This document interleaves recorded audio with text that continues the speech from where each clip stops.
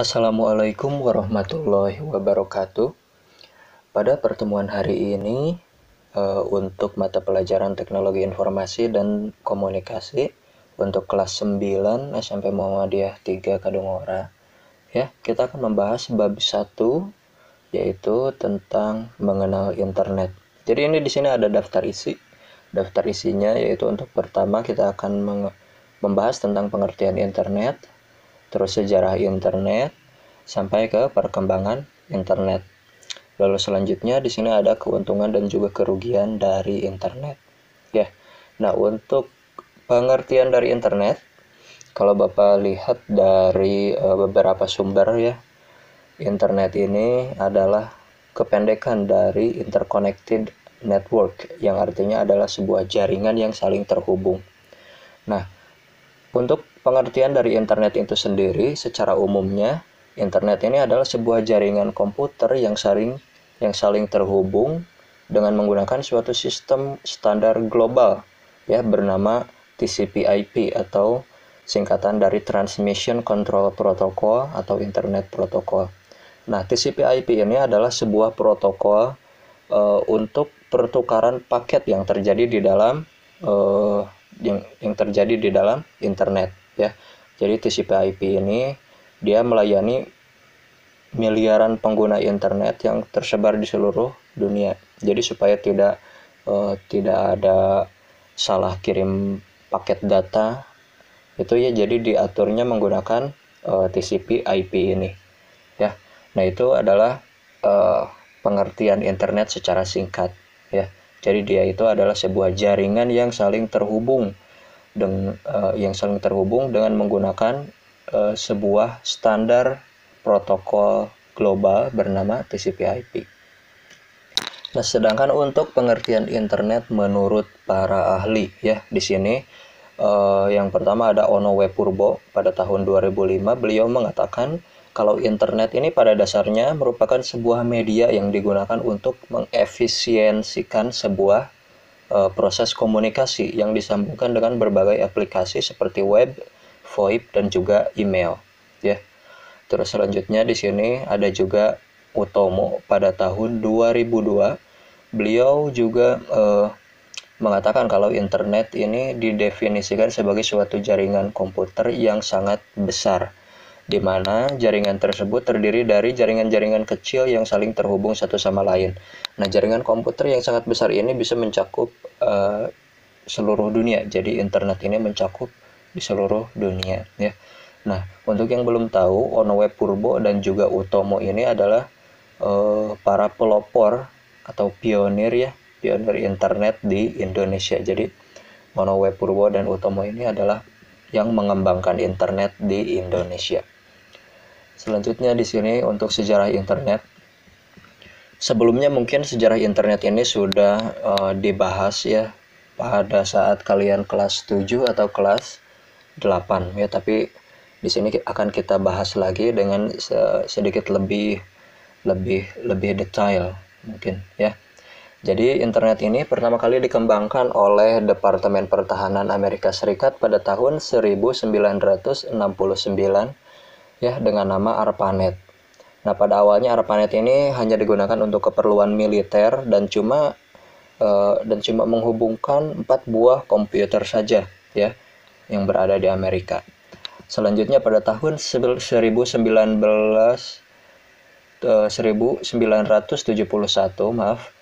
Ray Tomlinson ini beliau mengirimkan email atau surat elektronik pertama dengan menggunakan jaringan ARPANET tadi ya.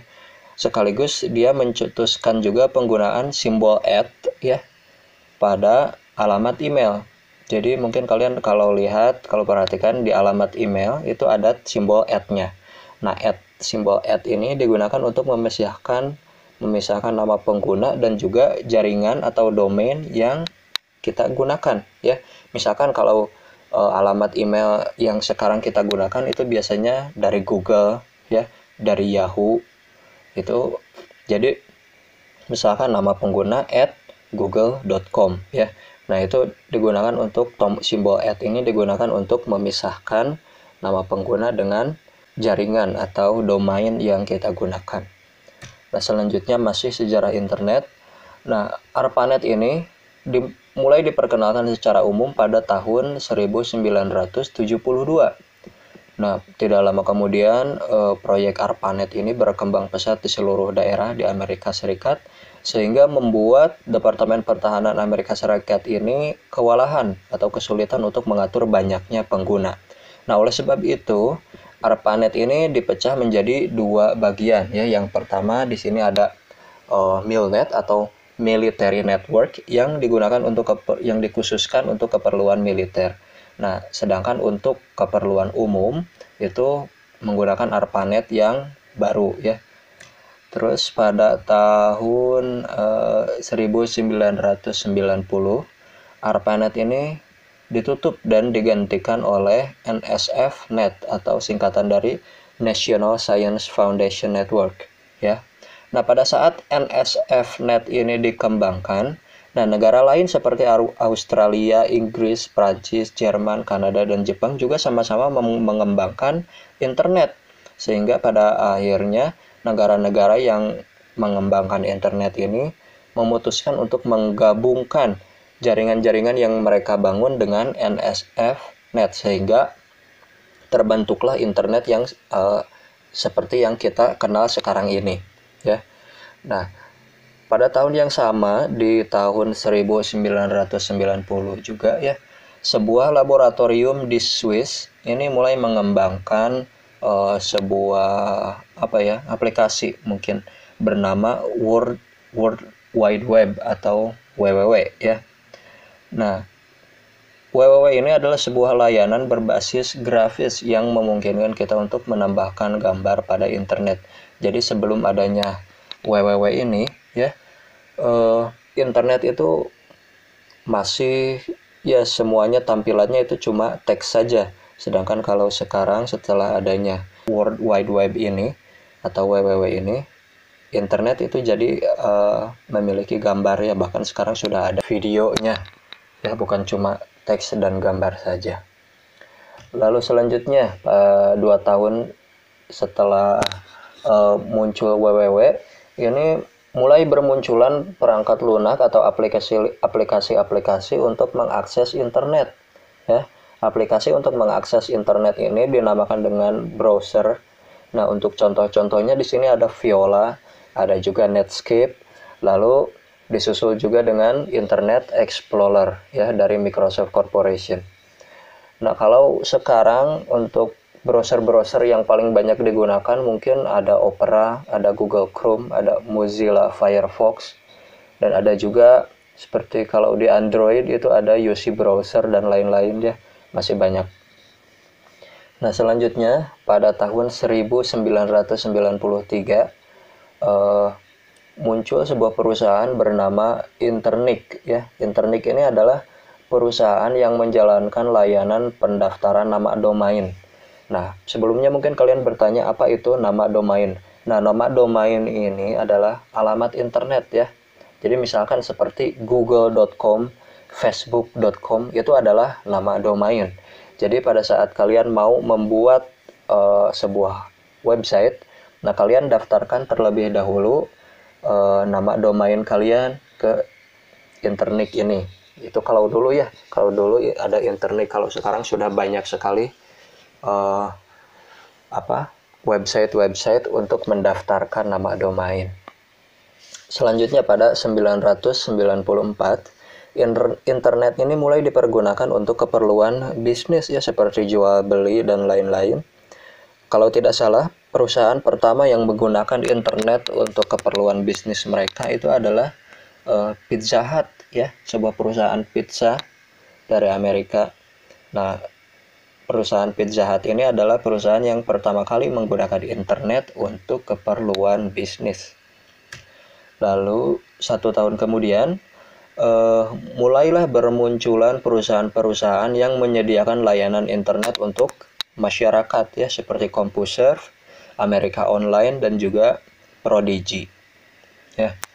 Nah, lalu pada tahun 2000-an mulai berkembang beberapa jenis koneksi internet untuk telepon seluler.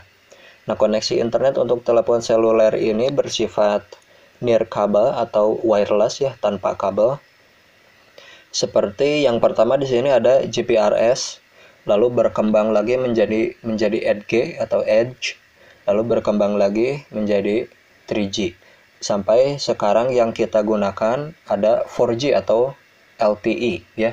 Bahkan sebentar lagi mungkin sudah muncul beberapa handphone baru sekarang ya yang menggunakan 5G atau 5G ya.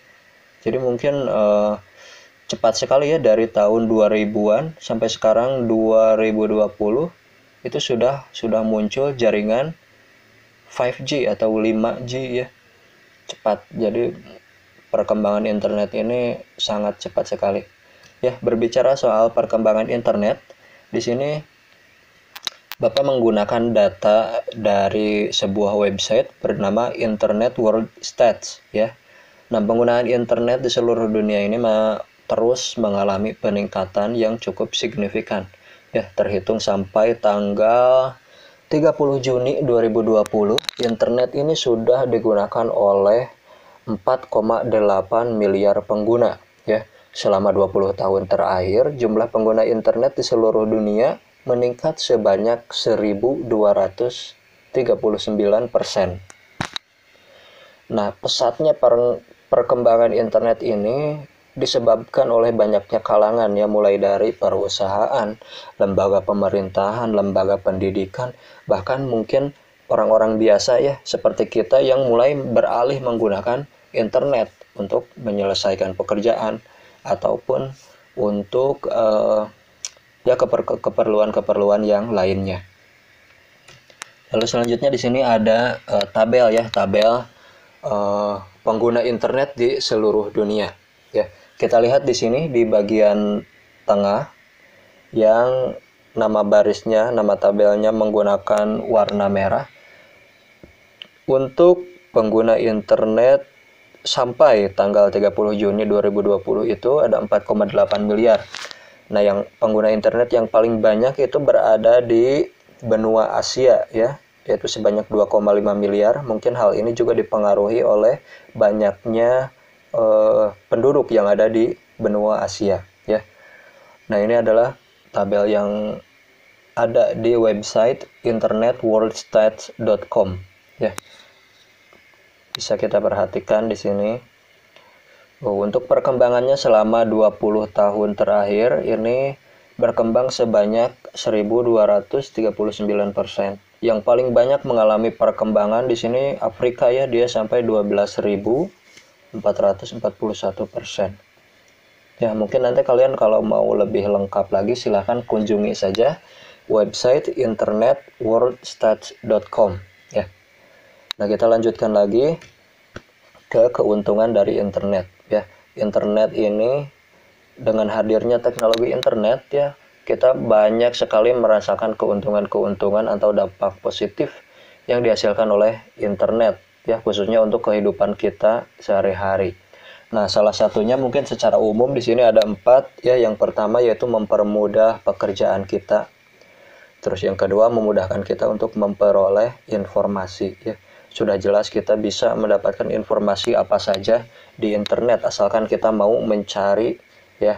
Asal kita mau mencari menggunakan Google, kita tinggal cari saja, maka informasi apapun kita bisa dapatkan di internet. Selanjutnya yang ketiga adalah memudahkan kita untuk berkomunikasi ya. Dengan adanya internet sekarang kita bisa lebih mudah berkomunikasi dengan menggunakan media sosial. Bahkan sekarang ada aplikasi-aplikasi untuk chatting ya, seperti WhatsApp, Telegram dan lain-lain ya. Itu bisa kita gunakan untuk berkomunikasi dengan mudah dan juga cepat. Terus yang keempat terakhir mungkin kita di sini kita juga bisa mendapatkan banyak sekali hiburan dari menggunakan internet ya. Nah, itu mungkin untuk keuntungan-keuntungan yang bisa kita dapatkan dari menggunakan internet ya. Nah, selanjutnya di sini tidak bisa kita pungkiri ya kalau penggunaan internet ini juga dapat menyebabkan kerugian atau dampak negatif ya.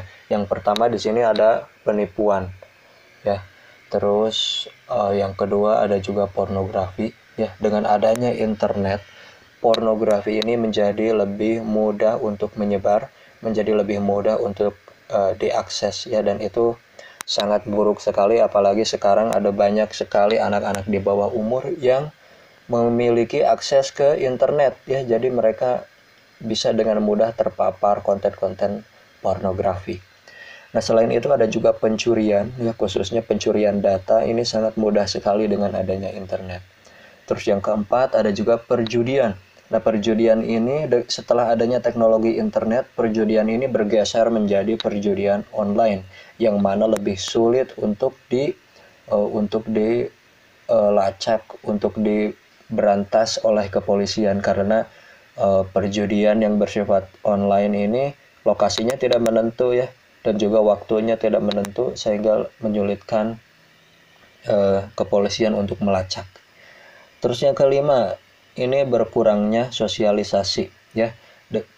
Dengan adanya internet, kita menjadi seolah-olah sibuk menggunakan internet ya, sehingga kita sosialisasi kita dengan teman-teman, dengan orang-orang yang ada di sekitar kita menjadi berkurang ya, karena kita terlalu sibuk menggunakan internet ini. Selanjutnya yang keenam, di sini ada juga kecanduan ya. Nah, misalkan kecanduan di sini bisa jadi kecanduan menggunakan media sosial atau kecanduan menggunakan bermain game online dan lain-lain ya. Nah, ini adalah kerugian atau dampak negatif dari internet itu sendiri ya. Mungkin sampai di sini saja dulu materi untuk bab 1 ya. Insya Allah minggu depan akan Bapak lanjutkan lagi ke bab 2 ya. Assalamualaikum warahmatullahi wabarakatuh.